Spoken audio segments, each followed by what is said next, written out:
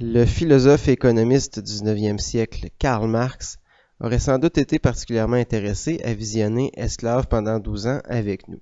Marx s'intéresse en effet au lien entre les conditions économiques des sociétés, ce qu'il appelle l'infrastructure, et les croyances, les idéologies, les institutions en vigueur dans cette société, qu'il appelle la superstructure.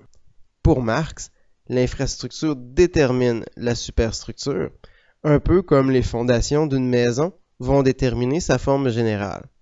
Autrement dit, selon Marx, il faudrait éviter de penser que les Américains ont pratiqué l'esclavagisme parce qu'ils étaient racistes. Au contraire, Marx dirait qu'ils sont devenus racistes parce que les conditions économiques rendaient l'esclavage nécessaire.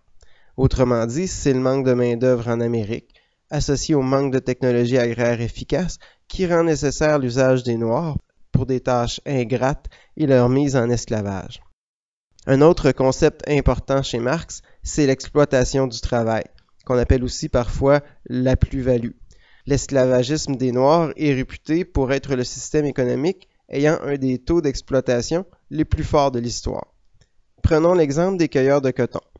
Imaginons qu'un cueilleur cueille 100 livres de coton par jour et que la livre sauve $1. C'est 100 $ de richesse produite par l'esclave. Évidemment, on lui redonne qu'une maigre part de cette richesse, en lui donnant des repas frugaux, un abri très humble et des vêtements en lambeaux.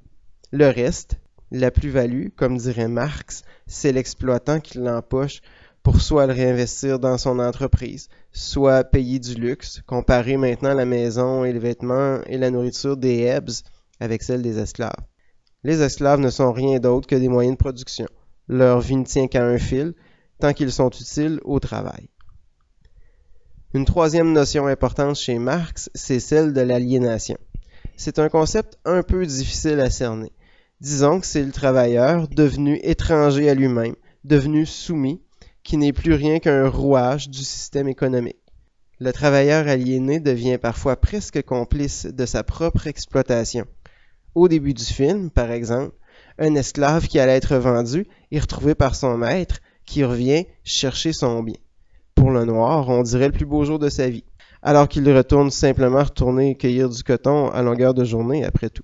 Mais les personnages les plus aliénés du film sont sans doute les femmes. Rappelez-vous comment Patty cueille le coton avec zèle, 500 livres par jour, plus de 2 fois la moyenne d'un homme. Ça n'améliore pas son sort, au contraire, et elle va fuir la réalité comme elle le peut. Autre exemple, dans la plantation voisine, les chats, l'épouse de maître chat est une femme noire qui s'est vraisemblablement mariée avec un blanc non par amour, mais, comme elle le dit, pour s'éviter des coups de fouet. Donc l'esclave aliéné en vient finalement à accepter son sort en autant qu'on lui donne les conditions minimes pour sa survie.